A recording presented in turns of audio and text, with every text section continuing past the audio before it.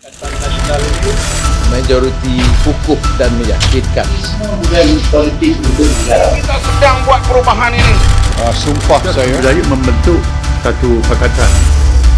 Salam sejahtera, bertemu kembali edisi Khas Mingguan 043. Saya Zawaz Yusof, antara paparan menarik sepanjang minggu ini. 4 adun tarik sokongan Kerajaan Melaka tersungkur.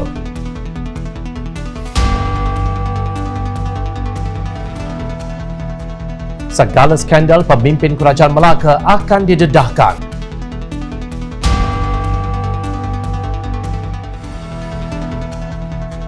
Kemungkaran Pandora Papers perlu disiasat dan dipertontonkan kepada rakyat. Assalamualaikum dan salam bahagia.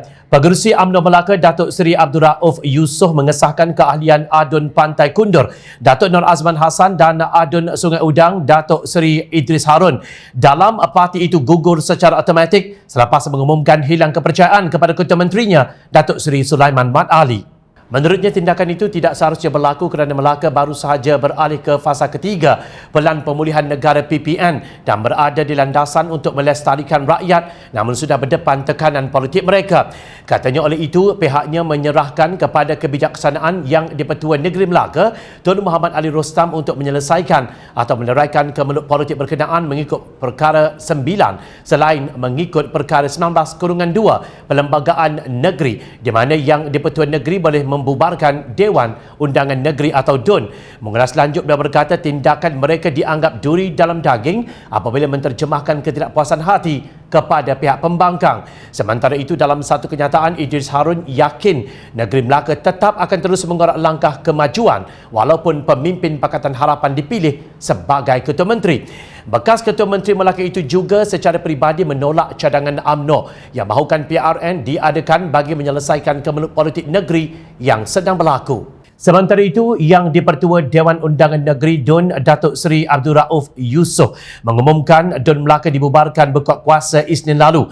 Beliau memaklumkan keputusan dibuat Yang di-Pertua Negeri Tun Muhammad Ali Muhammad Rostam dalam sesi sidang akhbar di Seri Negeri Aikeroh pada Selasa. Sebelum itu, pada hari Isnin, 11 adun Pakatan Harapan dan 4 adun yang menarik sokongan kepada Ketua Menteri Melaka bercadang mengadakan pertemuan dengan Yang di-Pertua Negeri Melaka Tan Sri Muhammad Ali Muhammad Rostam bagi memastikan kestabilan politik diteruskan. Pengerusi Pakatan Harapan Melaka Adli Zahari memaklumkannya susulan adun Sungai Udang bersama Pengkalan Batu, Teluk Emas dan Pantai Kundur mengumumkan hilang kepercayaan kepada Ketua Menteri Melaka dan seluruh kepimpinan kerajaan.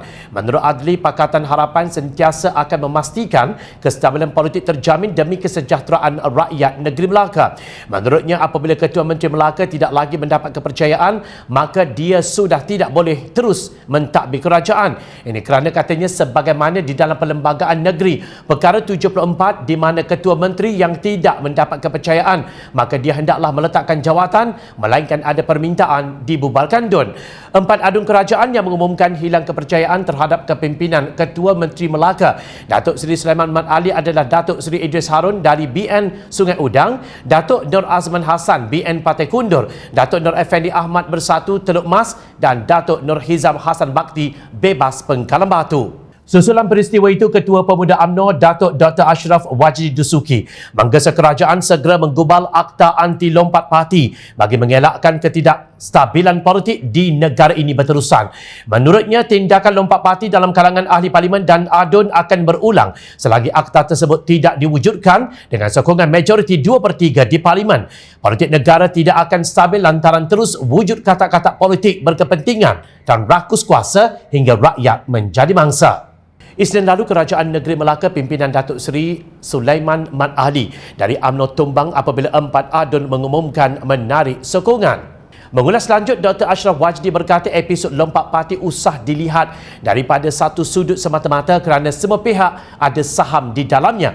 Beliau mengingatkan putaran roda terus berlaku dan episod jatuh bangun kerajaan akan tidak berhenti kerana lompat-melompat terus berlarutan sehingga menyebabkan politik negara tidak stabil. Dalam pada itu, mengambil kira ekonomi Melaka yang baru saja dibuka selepas berada dalam Perintah Kawalan Pergerakan atau PKP untuk jangka masa lama. Bekas Perdana Menteri Datuk Seri Najib Tun Razak berpendapat pilihan raya negeri PRN Melaka patut ditangguhkan sebagaimana dilakukan PRN Sarawak. Ahli Parlimen pekan itu menzahirkan kekecewaan dengan dua ahli Dewan Undangan Negeri, Adun UMNO, seorang adun Parti Peribumi Bersatu dan seorang calon bebas. Katanya PRN Melaka patut ditangguhkan sebagaimana PRN Sarawak setelah DUN Sarawak terbubar secara automatik pada 7 Jun 2021. Untuk rekod, 4 adun mewakili Kerajaan Negeri Melaka menarik sokongan terhadap kepimpinan Ketua Menteri Melaka, Datuk Seri Sulaiman Mat Ali awal minggu ini. Mereka ialah bekas Ketua Menteri Datuk Seri Idris Harun, Datuk Nur Azman Hassan, Datuk Nur Hizam Hassan Bakti dan Datuk Nur Afendi Ahmad. Sementara itu, wartawan veteran Datuk A. Kadir Jasin memberi amaran agar keadaan ini tidak mencetuskan suasana seperti pilihan raya negeri Sabah setelah DUN Melaka diumumkan bubar dan bakal memberi laluan kepada pilihan raya negeri mengejut. PRN di Sabah sebelum ini dikatakan antara punca kepada lonjakan kes positif COVID-19 dalam negara sehingga mencetuskan gelombang ketiga dan mencatatkan angka kes kematian tertinggi melebihi 24,000 sehingga ke hari ini. Dalam pada itu, bekas Ketua Menteri Melaka Datuk Seri Idris Harun berjanji akan mendedahkan segala kemungkaran yang berlaku di bawah Kerajaan Negeri Melaka pimpinan UMNO apabila berlakunya pilihan raya kecil di negeri berkenaan. Idris Adun Sungai Udang mengetuai 4 exco Kerajaan Negeri meletakkan jawatan dan menyokong pembangkang sehingga kerajaan yang ada tumbang. Pendedahan terbesar dipercayai perebutan konsesi pasir yang akhirnya kerajaan negeri memberikan hak kepada sebuah syarikat dari Singapura untuk membuat tambak laut. Bagi Idris, ia adalah pengkhianatan terbesar kepada rakyat Melaka kerana projek ini diberikan kepada syarikat asing dan kroni-kroni pihak berkuasa negeri mengambil keuntungan peribadi darinya. Exco Kerajaan Negeri Melaka yang diketuai oleh Ketua Menteri juga tidak mempunyai kuasa penuh kerana dia hanya puppet kepada orang lain, dakwa Idris. Beliau menafikan wujudnya masalah dengan Sulaiman iaitu Ketua Menteri Melaka tetapi mengakui ada masalah dengan Ketua Menteri yang menjadi puppet kepada orang lain. Katanya adalah amat malang apabila sebuah negeri yang maju ada 2 orang yang terpaksa membuat keputusan dan dipercayai merujuk kepada pengerusi UMNO Melaka, Datuk Abdul Rauf Yusof.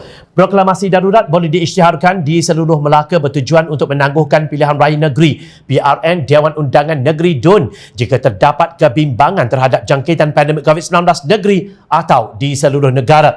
Pakar Perlembagaan Profesor Datuk Dr. Syam Rahayu Abdul Aziz berkata, walaupun PRN Melaka perlu diadakan dalam masa 60 hari selepas pembubaran DUN berdasarkan Fasal 4 Perkara 19 Perlembagaan Negeri Melaka, namun di bawah bidang kuasa yang di-Pertuan Agong, darurat boleh diisytiharkan bagi kawasan berkenaan untuk mengelak daripada penggunaan perlembagaan secara normal. Fasa 4 Perkara 19 Perlembagaan Negeri Melaka menyatakan satu pilihan raya hendaklah diadakan dalam tempoh 60 hari dari tarikh pembubaran DUN.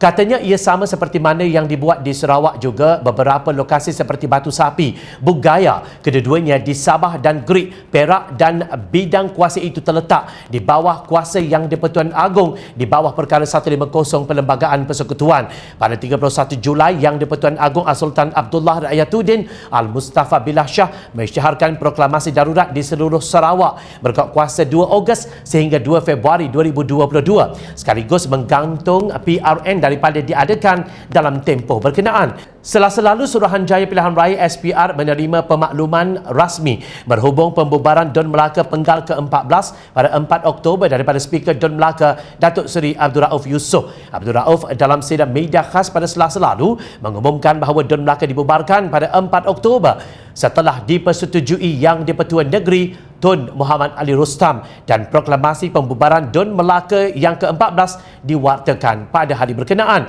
Ia susulan tindakan 4 ahli Dewan Undangan Negeri ADUN mengumumkan hilang kepercayaan dan menarik sokongan terhadap Ketua Menterinya. Ahli Parlimen Pasir Gudang Hassan Abdul Karim menggesa Pakatan Harapan bertindak keluar dari memorandum persefahaman MOU dengan kerajaan jika kerajaan Datuk Seri Ismail Sabri Yaakob enggan atau tidak memenuhi tuntutan 3 tuntutan rakyat. Tuntutan berkenaan adalah dengan membenarkan Parlimen membahaskan usul Ketua Pembangkang Datuk Seri Anwar Ibrahim berkenaan pendedahan oleh Pandora Papers tentang berbilion ringgit Malaysia disimpan secara rahsia di British Virgin Islands dan lain-lain pusat keuangan luar pesisir oleh 1,500 rakyat Malaysia. Katanya ia juga termasuklah tokoh-tokoh politik dan korporat serta anak-anak dan isteri mereka yang dianggarkan berjumlah 1.8 trilion ringgit dari tahun 2004 hingga 2014. Tuntutan kedua ialah membentuk segera Suruhanjaya Penyiasatan Diraja atau RCI untuk menyiasat isu Pandora Papers yang perlu dibongkarkan segera. Dan yang ketiga, mengambil tindakan segera dengan menggunakan kuasa perundangan Malaysia yang ada supaya wang dan modal milik rakyat Malaysia yang tersimpan dalam akaun-akaun rahsia tersebut yang menyalahi undang-undang Malaysia dirampas dan dikembalikan kepada kerajaan Malaysia. Dalam perkembangan sama, Ahli Parlimen Port Dickson Datuk Seri Anwar Ibrahim mengemukakan surat rayuan kepada Yang di-Pertua Dewan Rakyat Datuk Azhar Azizan Harun merhubung penolakan usul untuk membahas tentang Pandora Papers di Parlimen.